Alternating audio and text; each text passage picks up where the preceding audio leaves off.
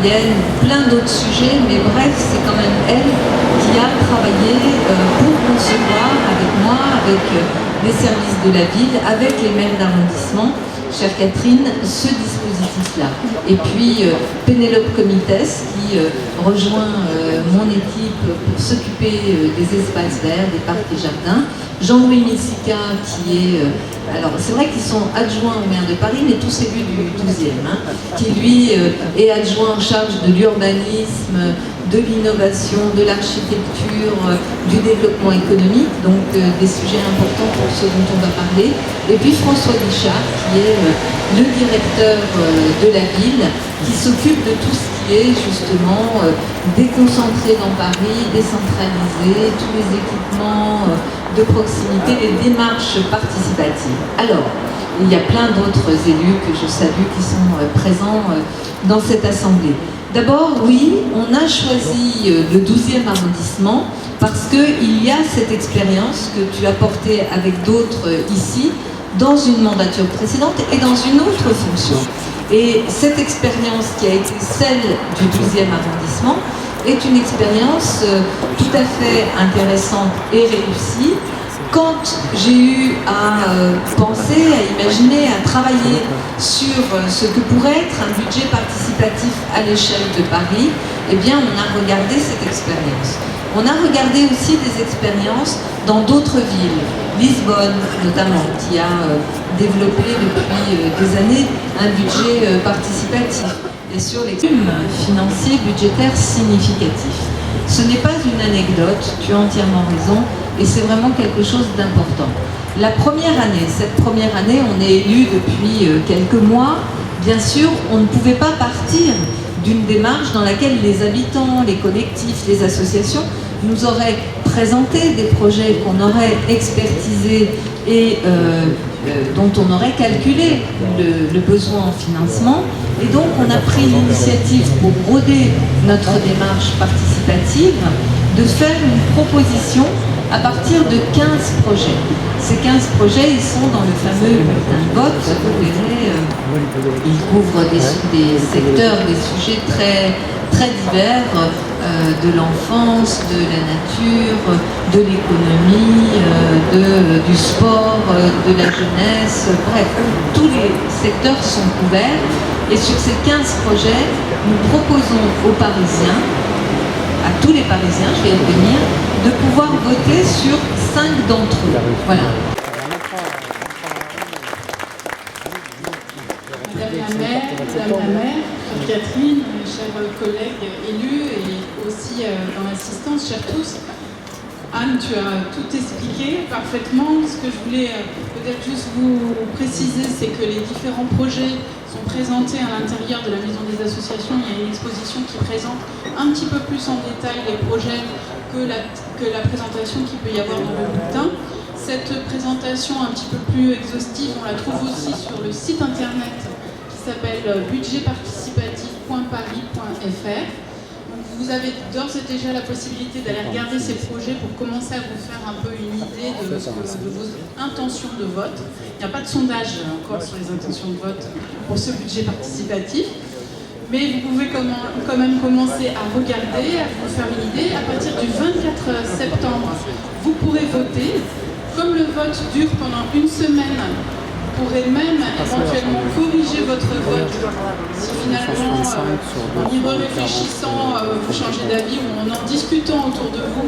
Parce que j'espère qu'il y aura des débats comme au moment de tout vote. Il peut y avoir des débats en famille ou au travail ou entre collègues pour savoir qu'est-ce que tu en penses, qu'est-ce que tu votes. Et proportion de la taille de l'arrondissement sur lequel il pourra présenter des budgets participatifs. Nous, on pourra accompagner, abonder au niveau parisien, notamment les maires d'arrondissement qui seront les plus proactifs sur le sujet. On les accompagnera. Et puis il y aura une enveloppe qui sera l'enveloppe pour les projets parisiens, c'est-à-dire d'une autre envergure, qui concerne soit plusieurs arrondissements, soit voilà, des services, des équipements qui sont d'une autre dimension que celle propre à un seul arrondissement. Voilà. Mais vous êtes déjà demain, là on parle d'aujourd'hui, vous êtes déjà demain, mais c'est normal, c'est très bien. Vous vous avez raison, voilà.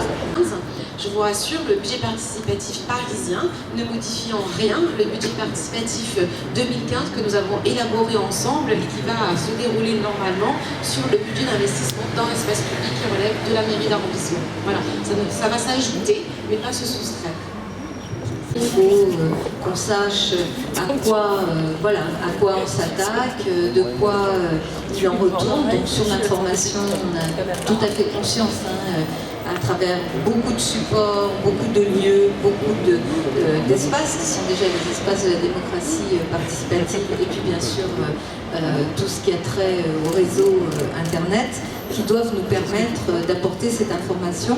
Ensuite, et Pauline complétera, ou François Guichard également, il faudra qu'il y ait un suivi des projets. Moi, je souhaite vraiment que les Parisiens puissent être associés au suivi des projets et qu'on sache, parce que sur certains projets, on pourra rencontrer des difficultés techniques, des difficultés de différents ordres, et il faudra vraiment que les Parisiens soient informés de cela, et donc on définisse pour chacun des projets issus du budget participatif le retour d'information et d'association, de dialogue, comme vous l'avez dit, auprès des Parisiens. Moi, je compte beaucoup aussi sur ce budget participatif pour que, ensemble, on développe une culture de la gestion publique, de notre bien commun. C'est-à-dire que les conseils de quartier vont jouer leur rôle en toute indépendance, se saisir de projets, les travailler, les porter. Les associations vont pouvoir le faire. Des individus vont pouvoir aller démarcher les conseils de quartier, les associations, parce qu'ils auront une idée qu'ils vont vouloir faire porter. On n'est pas dans un schéma hiérarchique où il y aurait une espèce de hiérarchie entre voilà, le citoyen, le conseil de quartier, l'association, la mairie d'arrondissement, la mairie de Paris. Tout ça doit fonctionner de façon très très ouverte. Donc souriez, quoi, prenez le pouvoir, on vous le donne là. Que l'on avait, que les élus, mes différents collègues qui travaillent comme Pénélope Comites sur les espaces verts, ou Jean-Louis Missica sur l'urbanisme, mais aussi Bruno Julliard sur la culture. Tout le monde a proposé, tous mes collègues adjoints dans leur secteur ont fait remonter des projets en se disant, bon, il y a quand même un contrat de mandature qui lie la maire et son équipe aux Parisiens, qui est le programme de la maire pour Paris, qui a été validé par le suffrage universel. Donc, alors, il est certain que ces projets sont des projets, vous l'avez souligné, qui sont des projets d'investissement. L'investissement, c'est un bien qui est durable et qui profite à l'ensemble des Parisiens, qui enrichit comme ça le patrimoine de la ville. Ce sont des projets qui ont été conçus, puisque, et vous le savez, nous sommes dans un contexte budgétaire que tout le monde connaît, pour être le moins coûteux, évidemment, possible en fonctionnement. Mais de toute façon, quand vous les prenez... Ah, il faut rapprocher. Ah, voilà.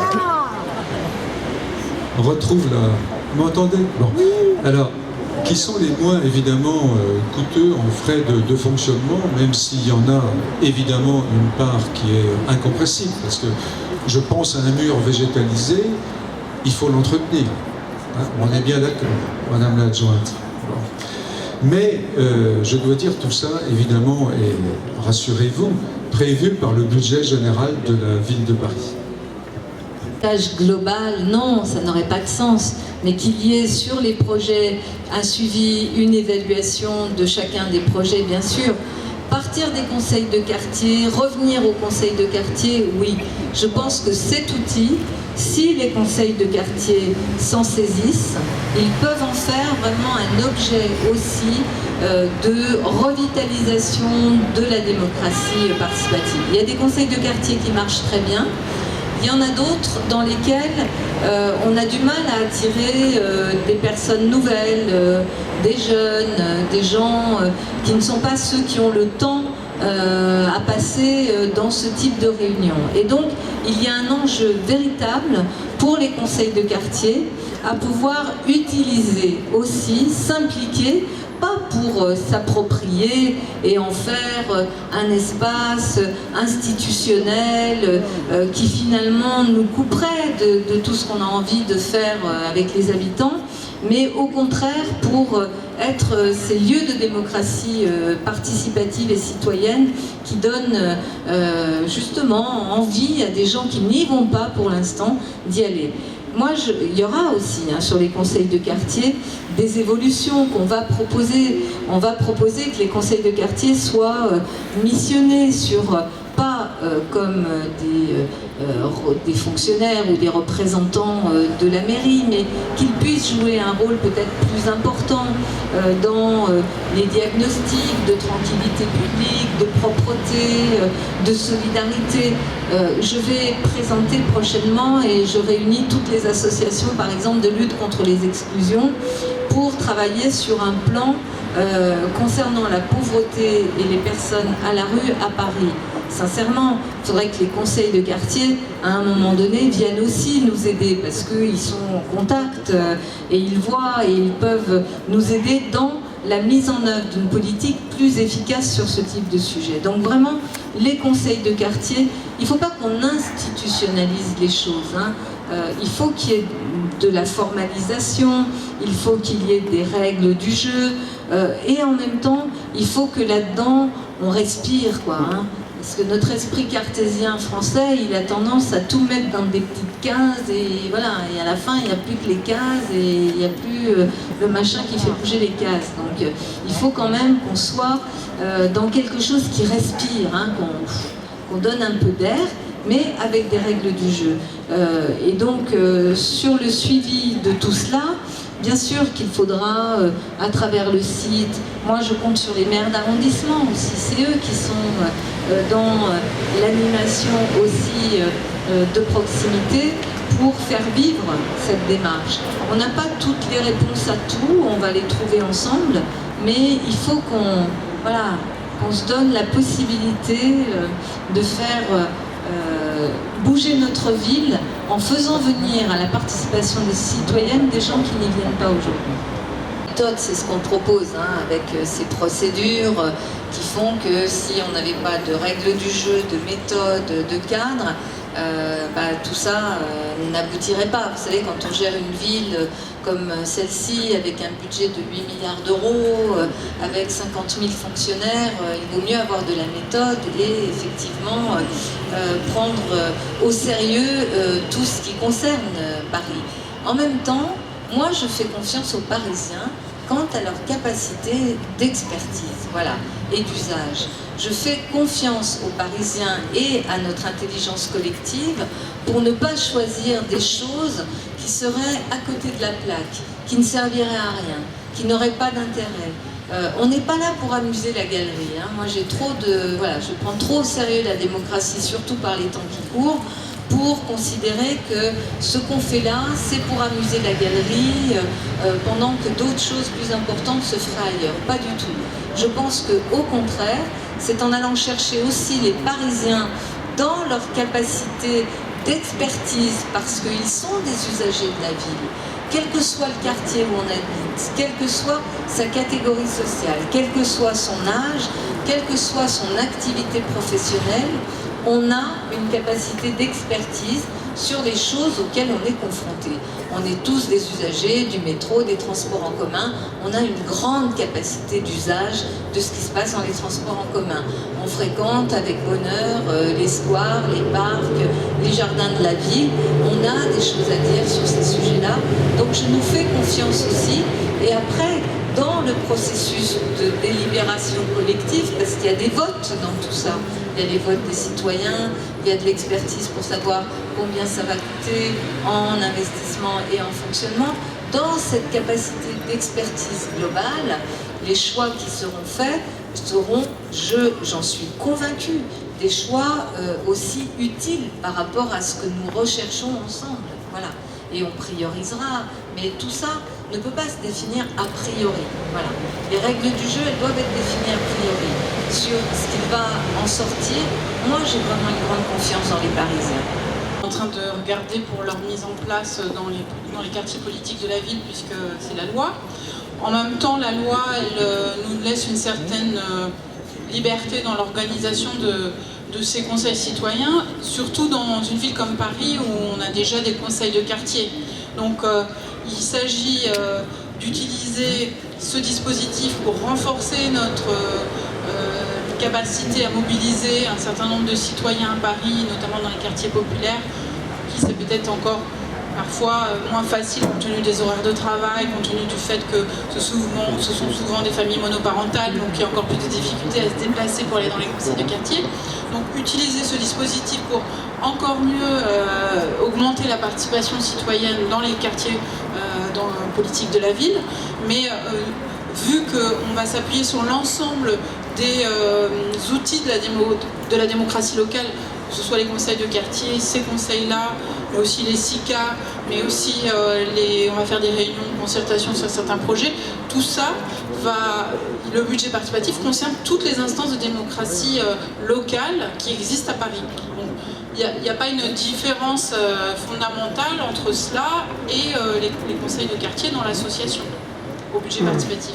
Je dis un mot et Jean-Louis.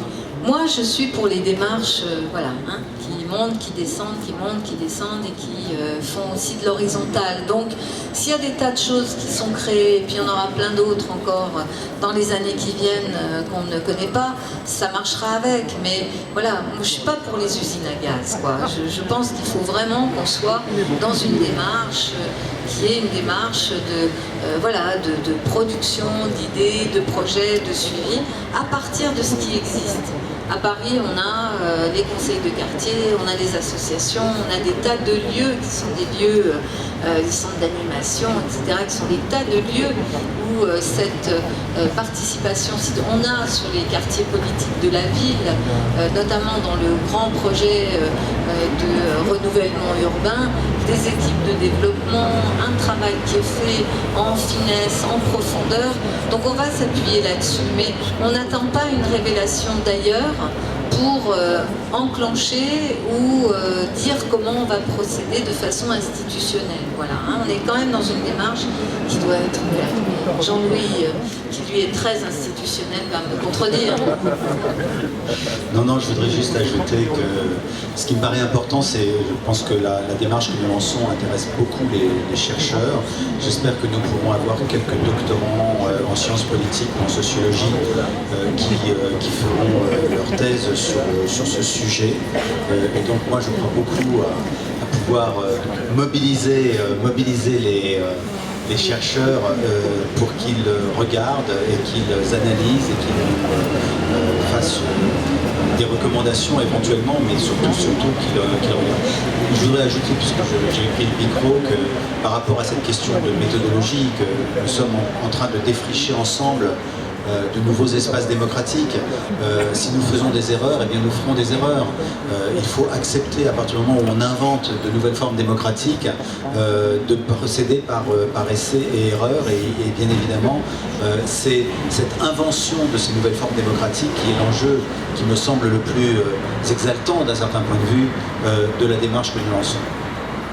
Les collègues qui portent ces projets, c'est de regarder ensuite l'ordre des projets, le choix des Parisiens sur l'ensemble des projets. C'est de toute façon une indication de l'appétence des Parisiens pour ces différents projets. Et s'il est possible, dans le cadre de la mandature, pour ceux qui seraient vraiment tout proches de ceux qui sont retenus dans le cadre du budget participatif, de pouvoir les mettre en œuvre dans l'enveloppe budgétaire de la ville hors budget participatif. Je pense qu'ils essaieront de le faire et de le proposer les autres années dans le budget. Puis celui qui aura vraiment eu un vote nul, presque pas de voix, on aura compris que là, il ne faut pas le faire. Soutien sur le coworking étudiant-entreprise, donc merci. Je pense que, bien évidemment, on a déjà créé des structures, par exemple le connecteur rue de Rennes est une structure qui permet aux étudiants de développer leur projet entrepreneurial. Ce qui nous paraît important dans cette liste de projets, c'est justement de pouvoir montrer la diversité des projets qu'une municipalité doit mener de front. Et je crois que ça a aussi un petit côté, je dirais, pédagogique par rapport à ça. Mais bien évidemment, je vous rassure, on ne va pas s'arrêter de faire des sites de coworking pour les étudiants si jamais il arrive. Je doute beaucoup qu'il arrive en dernière position, hein. Mais même s'il arrive en 6e position, voilà, je pense que nous arriverons quand même à faire des choses de ce type-là. Ce qui me paraît essentiel dans cette liste, c'est justement de pouvoir choisir. Donc ma recommandation, ce serait ne votez pas 5 fois pour le même projet. Choisissez, par exemple, voilà, il y a des choses formidables aussi pour les étudiants sur d'autres sujets que le coworking. On pourrait s'en servir et faire des choses. Par ailleurs, est-ce que vous pensez mettre en place des réunions de concertation entre différents conseils de quartier qui vont être concernés par les différents projets? Si vous avez un projet commun, par exemple, 12e, 15e, 16e, est-ce que vous allez consulter aussi les autres conseils de quartier?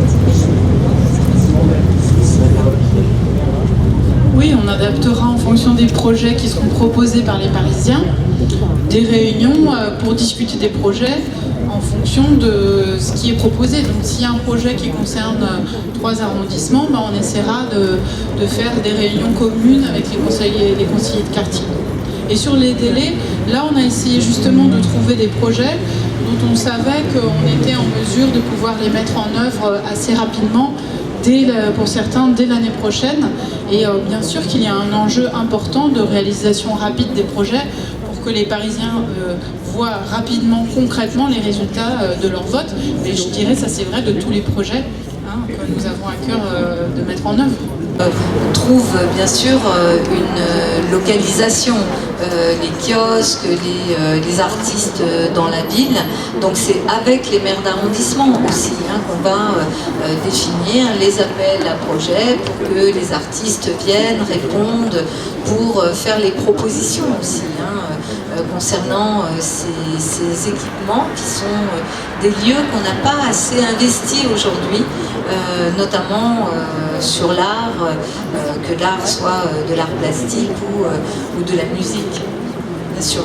Mais moi je compte beaucoup sur un pilotage dans lequel les maires d'arrondissement, avec les conseils de quartier, tout le réseau d'information, de proximité qu'il y a autour des mairies d'arrondissement, qui doit permettre effectivement sur des projets où on a besoin de prestations d'artistes ou autres, que le travail puisse s'organiser avec les maires d'arrondissement. On ne va pas venir sur un projet que vous auriez décidé et puis après vous dire voilà, c'est telle offre artistique et rien d'autre.